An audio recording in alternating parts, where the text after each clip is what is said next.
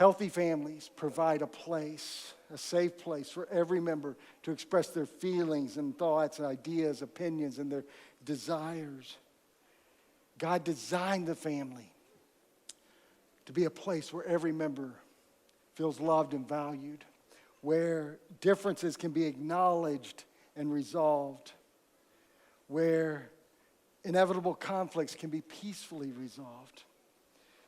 To be a spiritual family gives us a big advantage on how to deal with this conflict, the conflicts and the challenges here. In Galatians chapter 5, it tells us that we have the Holy Spirit living within us. And there is evidence of that happens that actually gives us some keys here. The evidence of the Holy Spirit living in you is this. The Holy Spirit produces this kind of fruit in your life: love, joy, peace, patience, kindness, goodness, faithfulness, gentleness, and self-control. There's your formula. All right, if you're being led by the Holy Spirit is indwelling you, then you will exhibit all these things and your family will be perfect and all your relationships will be easy. Right? It's not quite that simple. But this reminds me, this list here in Galatians 5 reminds me of another list in 1 Corinthians chapter 13. And it shows us how love responds to this complicated, challenging, conflict-laden community. It says this: love is patient. Love is kind. Love does not envy. It does not boast. It's not proud. Does not dishonor others. It's not self-seeking, not easily angered. It keeps no record of wrongs. That, my friends, is what love does. It sounds a lot like being filled with the Holy Spirit. When we're filled with the Holy Spirit, we have the capacity to love like this. See, in our relationships, these things are vital, because we all have expectations of other people in our relationships. Do you understand that? Even if you think you don't, you have expectations. And often our experience is different than our expectations. And what that does is it creates a gap. When our expectations are different than our experience, it creates a gap.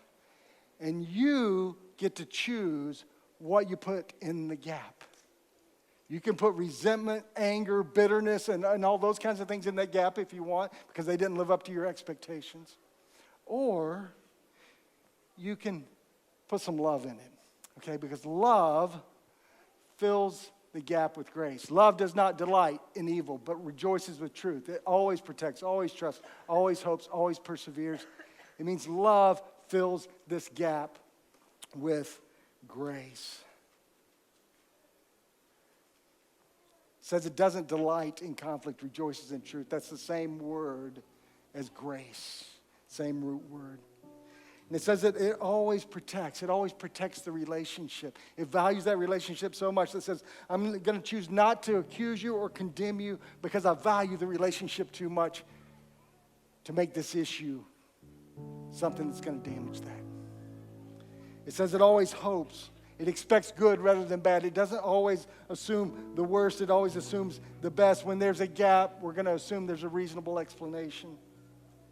And it always perseveres. It doesn't give up on someone. That's what love does. That's how love fills that gap. When you've done what was expected 100 times before, when you've not done what was expected 100 times before, I'm not going to assume that you're going to do it 101 times. I'm going to persevere. I'm going to assume that just because you wronged me in the past, you're not necessarily going to wrong me the next time. I'm going to keep investing. So living together in a family, biological and spiritual. How do we do that? Because it's a community that's bigger than you thought when you came in this morning. When you hear the word family, think about your community, your faith community. It's way more complicated than you ever imagined. It's challenging, and it's ridden with conflict. So how do we live together in this complicated, challenging, conflict-laden community? Simple. It really is simple. We fill the gap with grace.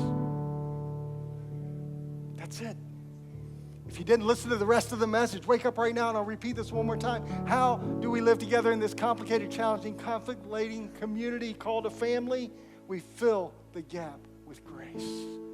If every time you get annoyed, every time you get frustrated, every time you get stressed out and angry because someone else didn't live up to your expectations or because they had a different idea or different opinion than you did about the way something should be done, before you express that, before you let that overflow onto them and everybody else, pause and fill the gap with grace.